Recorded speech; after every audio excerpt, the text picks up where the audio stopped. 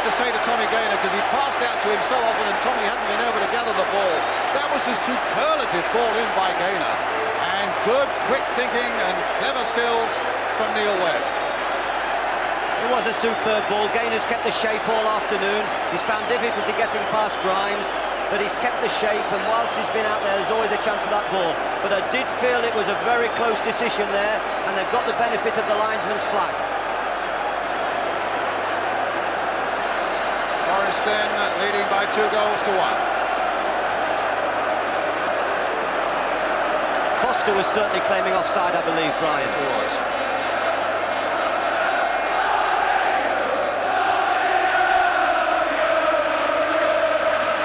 Walker.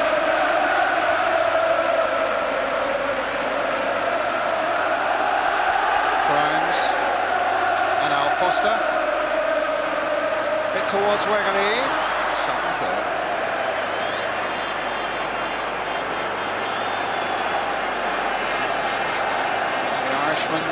Certainly made the goal there for Neil Webb. There's Pearce.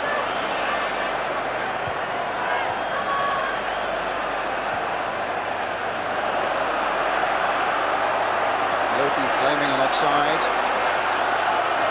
But the flag stayed down and Webb did the rest. Foul by Foster there on Clough.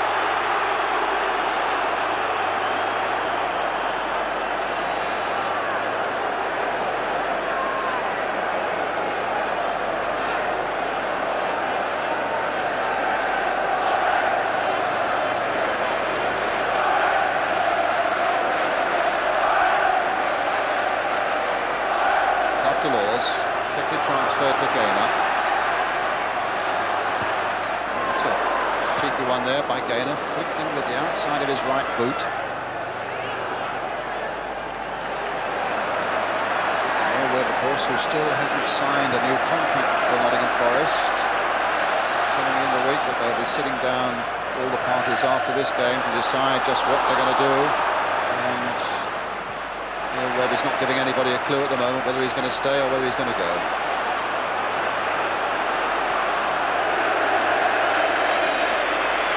Nigel Clough's really becoming an influence on this game. He's dropped off Foster, he's playing deeper now, 20 yards, he's almost playing in midfield, he's not being picked up, and his deft little touches are causing problems for Forest. Completely unlike the orthodox centre-forward, and it gives Forest something different in their play.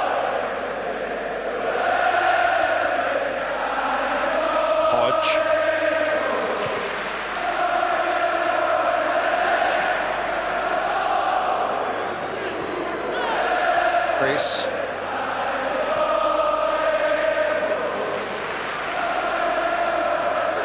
Now Grimes. Harford. Stopped by Webb, but don't think Gaynor will get there. Grimes got there first. Both the Luton Town substitutes are warming up. Darren McDonough, a midfielder, and Raphael Mead, who is a striker at a time when they're wanting goals. Mead, who played once for Arsenal, of course, and then went to Portugal, played for Sporting Lisbon, and then joined Luton from Dundee United. Here's Nigel Clough, who, as David Pleat saying, is making such an influence now, and Webb also coming so much more into the game. Breaker, though, for Luton. Wilson, he certainly won't stop running. Hill. Foster. Grimes. Webb. To Clough, Parker away on the left. Chapman ready to make a little break for him through the middle, all to no avail. Breaker brings him down, a free kick. Clough still down. And the skipper there, the legs of the skipper you can see there are Stuart Pearce, who is saying to the referee, look, you can't keep allowing them to do this to our number 9. I think Tim Breaker, as an honest player, was genuinely going for the ball there, but his timing was all over the place, and he took Clough from behind, and quite properly the free kick's being given. Luton will shortly make a substitution. Darren McDonough on. There was It's Ashley Grimes, we think, who may be coming off, but not just for a moment. What's worrying us at the moment is what Nigel Clough or Stuart Pearce will do from this. Plenty in the wall. Seal has lined them up. How effectively we shall see in a moment. Pearce driving it, and it's over the top. It was a lovely shot there as he drove the ball. Both Hodge and Webb fell down to get out the way in the wall, so there may be a slight chink which Pearce could have pierced. Well, there's a substitute shortly to be made. They can't quite attract Roger Milford's attention at the moment, and it's Darren McDonough who will be coming on for Luton, a midfielder.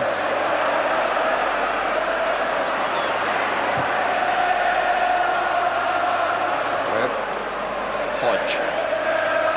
Forest beginning to look much more comfortable about their work now.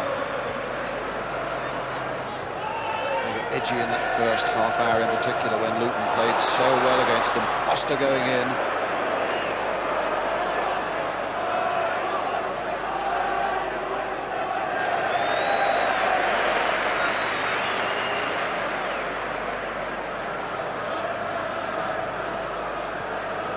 See where McDonough, what job he takes. There was a lot of speculation that he might be playing from the first whistle to try and mark Nigel Clough out of the game. Possibly Ray Harford is feeling that Clough is having too big an influence now, and they've got to put somebody specifically on him. But at the moment here are Luton now. Priest with a good little ball there. Harford playing it in for Black. And he was so close to getting in and getting a shot there. But also very close to Brian Laws conceding a penalty. I almost thought Black might have been playing for the penalty, Brian. He seemed to hesitate. Here's Ricky Hill. Try and get a look at that in a moment, David. Dispossessed by Neil Webb. Played inside for Nigel Clough. Ahead of him is Parker and Lee Chapman. Clough again. And he's let that one go. Ashley Grimes with it. Little touch and a good touch there by Harford. Priest tried to get that in behind the fullback. The flag in any case was up. The referee has allowed the game to go on with Nottingham in possession, and here's Tommy Gaynor. Chapman again made a good break for him, getting towards that 6-yard box. There's Nigel Clough again. It's another one.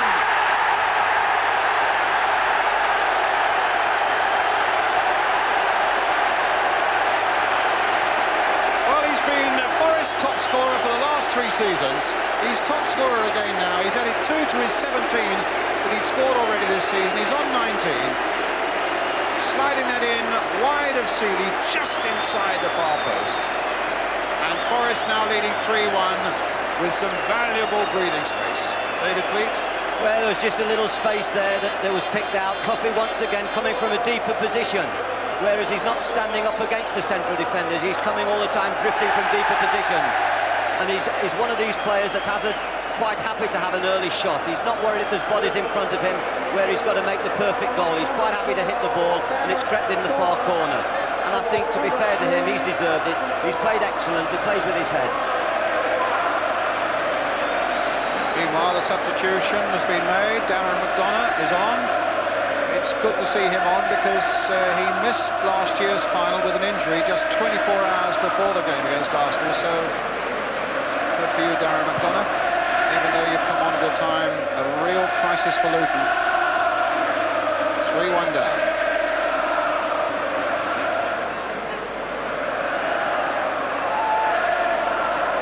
Gregory. Now Wilson. Strikes a good ball there towards Harford, and Wilson just got his head to that one, Terry Wilson. And Gaynor gets it back. That was the ball that did all the damage to Forest early on in the game, and it seems something that Luton have neglected as the game's gone on. But there was a glimpse of it again, and danger once again for Forest.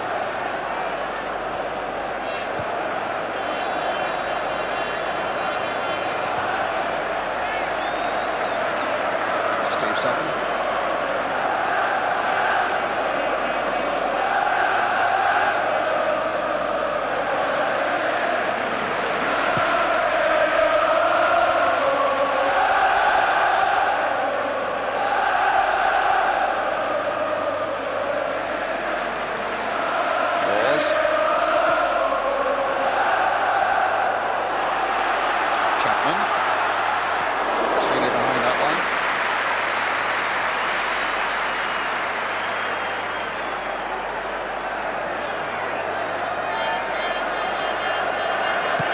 11 minutes to go. David Pleat has to nominate our man of the match. I don't want you to name the man of the match, obviously, yet, David, but what sort of people are going through your mind? Well, there's a few contenders, Brian. There's been lots of good football played out there, lots of good controlled football. Stevie Hodges broken very well, very energetically second half, and was influential, of course, in the most important goal, the equaliser. Nigel Clough has played splendidly all afternoon with an economy of effort and has been very influential as the game's gone on. And for Luton too, Mick Harford's done very, very well. He's caused all sorts of problems for the defenders, and he may at the end of the day just lack enough service from Luton to be even more successful. Clough again though, to Lee Chapman, and that time the advantage wasn't played.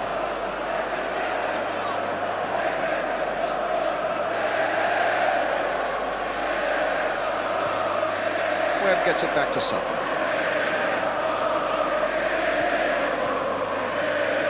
Just 10 minutes to go now.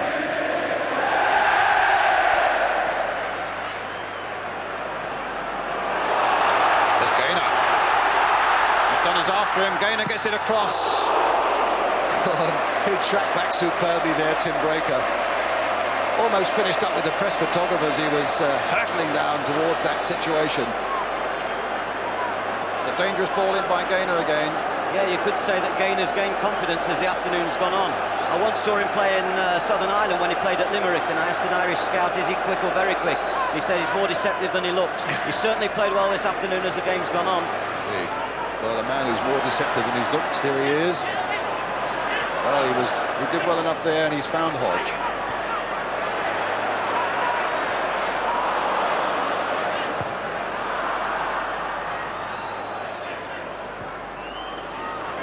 Luton bring it away now with Ricky Hill. Foster venturing forward a little bit. McDonough. Luton's throw. Inside the last 10 minutes. Forest leading by 3 goals to 1.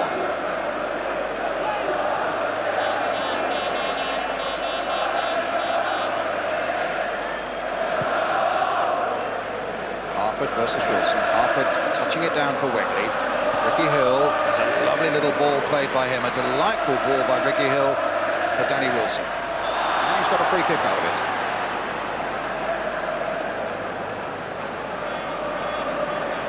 That's what they say about Ricky Hill. You can watch him all day and he never gives the ball away.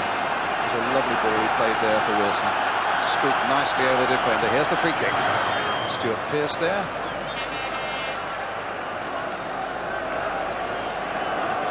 Luton's corner.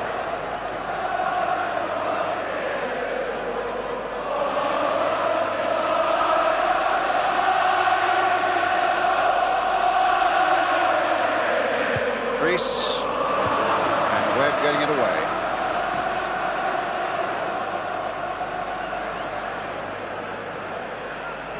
Reese once more.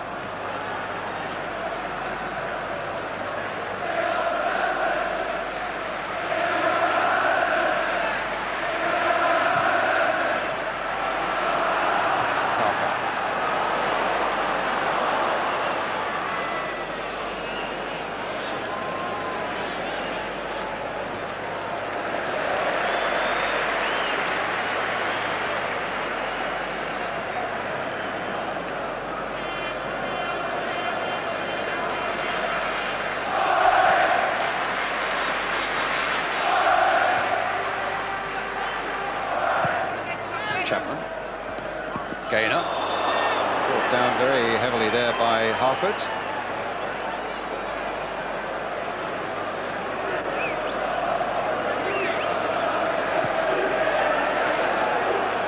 Wilson.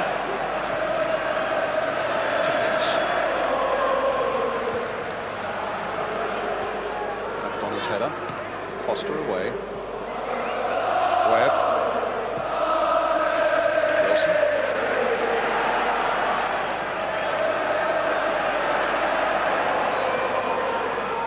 Webb again. Forest, in fact, going, if they knew about it, it could be going for a record. The highest score in a League Cup final was 4 by West Bromwich Albion in the second leg. It used to be played over 2 legs in its early days. In 1966, the final, the second leg against West Ham, which they won 4-1. Well, Forest are 3-1 up here. Wilson.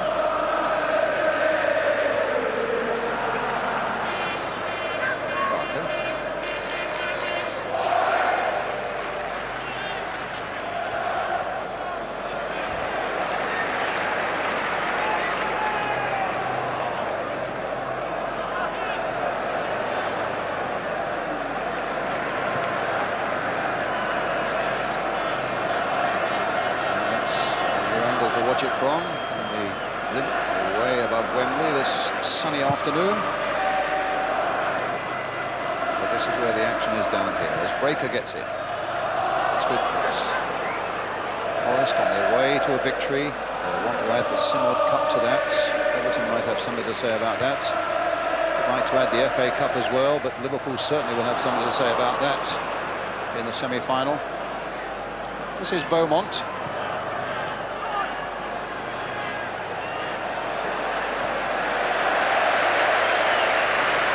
So 5 minutes of this game left now. Nigel Clough's 2 goals, one by Neil Webb, answering the opening goal for Luton by Mick Harford.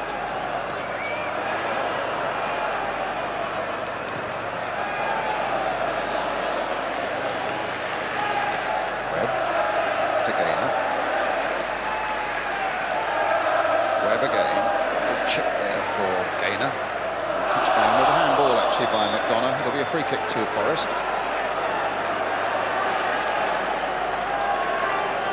Here's Brian Laws. Hodge to Webb. It's Pearce. The flag is up for an offside, I suspect against Gaynor, but possibly against Chapman.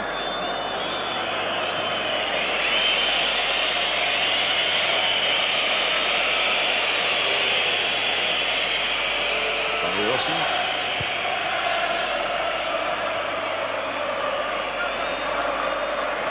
Tough for Ray Harford.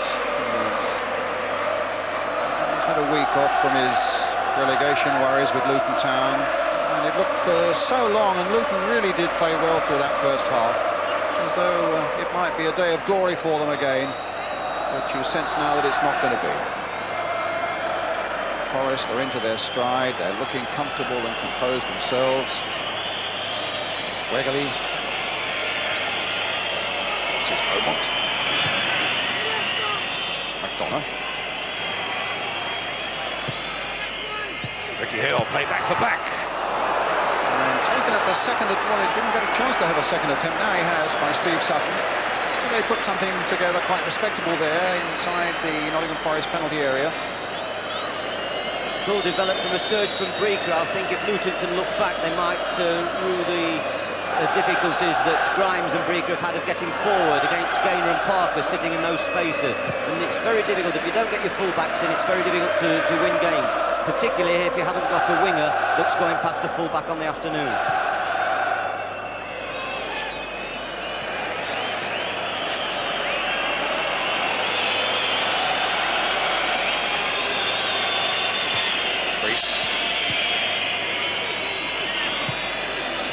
There's Sutton. Well, there's about 2 minutes left, and short of the game being turned upside down by somebody in those 2 minutes, David, I just wonder if you might like to nominate your man of the match on this 1989 Littlewoods Cup final at Wembley. Well, I'm going to give it to Nigel Clough, because he epitomises all that's good about Forest. He's a sportsmanlike player. He's played the game well today. He's dropped off deep. Luton haven't quite been able to cope with him in the second half. They haven't gone with him. He's dictated a lot of the play from a deep position. And, of course, his father is the manager. And I think he fully deserves it this afternoon. So Nigel Clough, man of the match. And for that he gets £1,000 of Littlewoods vouchers to go to the charity of his choice.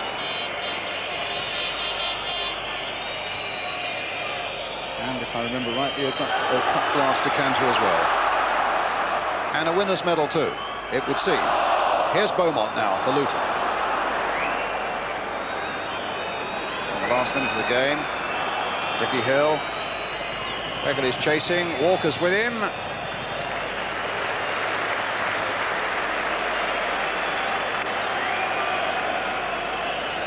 I think a good word for the referee as well. We've never had a referee as a man of the match, but I think Roger Milford, it was that difficult decision so far as Lee Chapman's offside goal in the first half, but he seems to referee with a good humour and the players have got on with it well.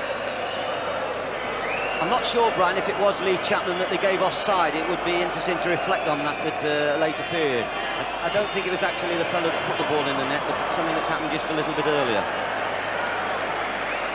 Here's a throw to Luton. And Beaumont.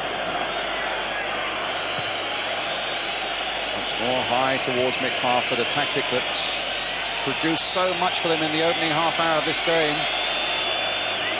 Wilson, Breaker, just nicking it away from Parker, back to Steve Foster. They pushed everybody forward, but it can't be more than a consolation gesture now on behalf of Luton Town. They get a corner, though. Playing time added on. I think the important thing for Luton is that they take strength from the performance today and they go on and get out of trouble. And